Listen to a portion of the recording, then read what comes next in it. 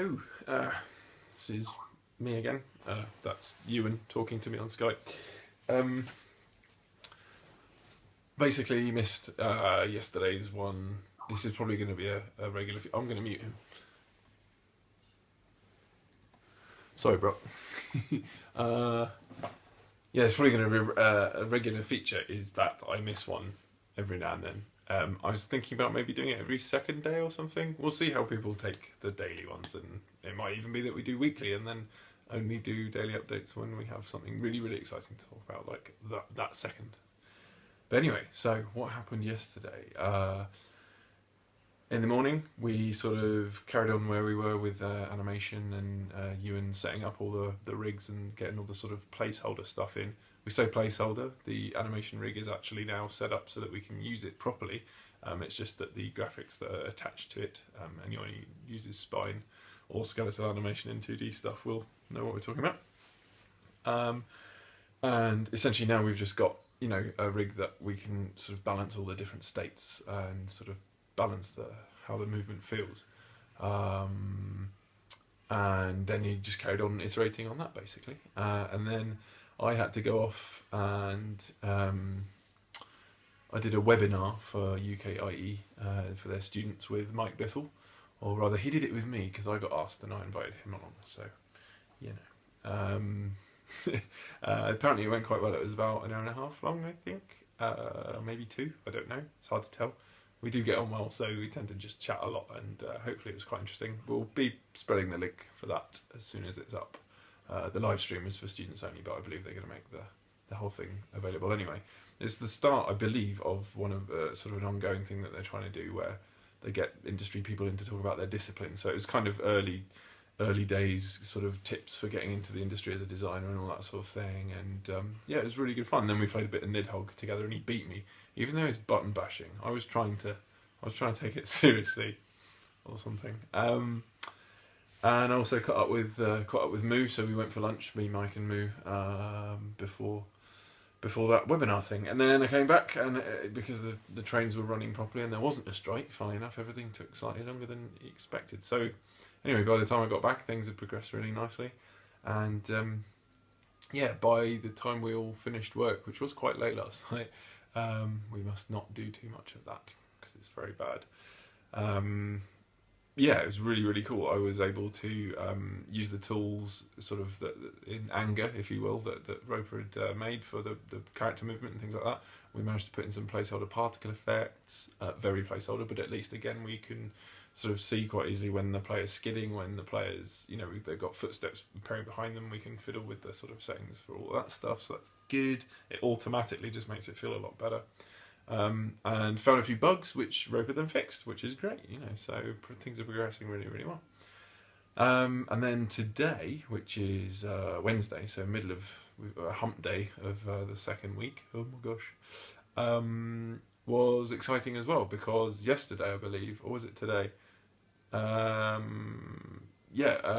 well, on the one hand, they've been doing great work and I've been happy. I was able to sneak some work into my lunch hour because we share an office with Mastertronic there. And essentially I've provided all the press release materials. Ewan's going to get some more character stuff done, we hope, but no worries if not, because we've got a really, really nice screenshot to show. Got the logo, got the Tumblr blog, and we've got a lot of these videos up. So very exciting. And it seems like we're going to be, barring any disasters, announcing on Friday. And I believe that Rezzed are going to be announcing our appearance there as well. So I must remember not to upload this until we've actually announced. I believe that Rezzed will also be announcing that we've not only on a stand, but we're going to be doing a tour, which is really cool. It's like coming home. Because as you know, this was born at Rezzed in 2013. It's less than a year ago because it's earlier this year, but it means a lot to us. I can't wait to kind of go back and celebrate a little bit, I suppose. It's going to be quite exciting. That's what we're aiming for anyway. But then also, we've got some friendly rivalry going now. This is cool. So you may know a game called, oh God, that's terrible, Broforce, sorry.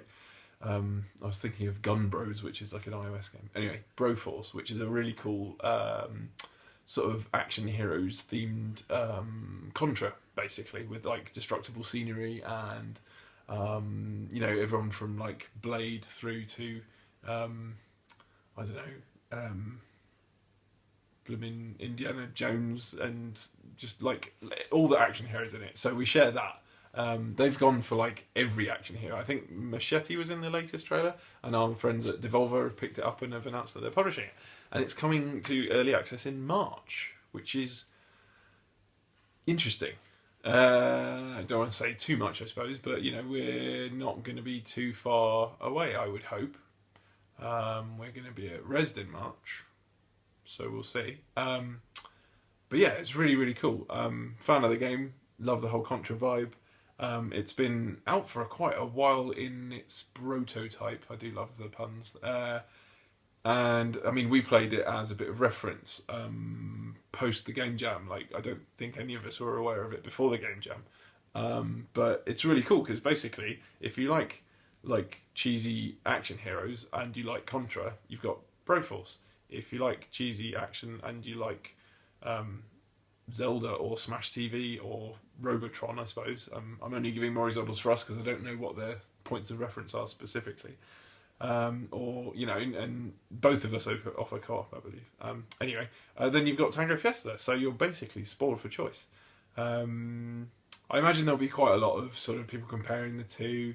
I know Broforce is sort of going for the 80s vibe a little bit, although I mean, just from what I've seen, I can't comment. I've only seen the prototype, but I think we're more 80s focused, whereas they're more just action movies focused, and it happens to be, you know, a lot of the iconic heroes are from the 80s. We're sort of rolling around in and reveling in, you know, referencing specific movies and characters and bad guys and enemies and weapons, and I think they're more focused on taking the action heroes that they love and then running with that, which is cool. You know, it's going to be really good. And I mean, I don't know, like, it'd be kind of fun if there was a little bit of rivalry. And then in classic 80s style, Tango and Cash or something like that, we could team up. I don't know, maybe get some DLC, some cross DLC going or something. So yeah, that'd be kind of fun. Holler if you think that'd be a good idea. But anyway, getting a bit ahead of ourselves, we should release first. They're way ahead in development than we are. So yeah, getting a bit ahead of myself. Anyway. So yeah, that's cool. That's got announced, and hopefully, I mean, there's been a really positive response, and hopefully that's kind of gonna, you know, show that we can kind of join in that sort of big dumb action vibe that people just seem to be craving at the moment. You know, Blood Dragon for Far Cry, the DLC, things like that. So anyway, yeah. Where was I? So yeah, and then so I've come back today, and what I'm going to do is I'm going to pick up the camera and show you some stuff, because, well, I'm going to try, because I'm going to have to play it with one hand, which is going to be interesting. Anyway, bear with me. Okay, I'm not going to show you the Skype conversations with the team yet. Anyway, right, let's see if I can focus a little bit. Okay. I'll try not to move too much. Oh, he says moving massively to pick up the controller. Anyway, this is it running. So you can see we've got dust particles, well, smoke kind of particles. We've got footsteps. We've even got, I don't know if you can see it, when you quickly turn direction, there's a little skid mark. Comes up like a puff of smoke as he changes direction. And you can see, hopefully, let's see how I can do this. Try and refocus it on some of the light. Oh no, it's not going to work. Anyway, you're going to have to take my word for it. You see all these cool stats and stuff sort of here. So we've got putting a lot of work into the movement. Sorry, shake your vision. So I'm going to, you know, there's a little bit of acceleration on him, and there's a skid when you really quickly change direction. Not just in graphical effect, but in momentum and friction, and it just feels really nice. I've got this guy, he's basically Arnie, or the, you know, generic Ryu character, and yeah, he's just really nice to move around with. He's kind of the right speed. He doesn't feel too slow or too fast. And then if I swap to Max, is a bit Mad Max's character. So that, again, it's all placeholder art at this stage, but you can see the name changing in the top left. So he's got a big old skid at the minute. I'm still playing with those. So yeah. But he's quicker. He's got like slightly a faster acceleration and a faster top speed. But he's got less stamina. So if I can sprint, there we go. That was me aiming upwards actually with the heel of my hand. There we go. So sprinting, he goes quicker, and then he's slower. So he's got a better sprint because he's got a higher top speed in the first place, but less stamina than, say, a sort of generic army hero because he's a bit scrawnier. But yeah, there's loads of cool stuff. And you can see the gun sort of pointing around as I waggle. And then we've got some really rudimentary shooting in because it's not gun week yet, but you know, it's handy to have it in there and just test that it's actually going to shoot in the right direction. So yeah, exciting. Basically keen to nail the movement, at least in placeholder form this week. That's all on track as far as I can tell. And yeah, you can see, I mean, little leg waggle, that is cute. I kind of like that, but it is total placeholder. So Brock's probably going to kill me for even putting this in a diary. But I mean, you can see by the, you know, the level of detail that in him and in that little wiggle waggle, you can tell that's placeholder. But you know, his legs are kind of separate from his torso, and if you're moving in one direction and facing another, like the opposite direction, then you actually slow down.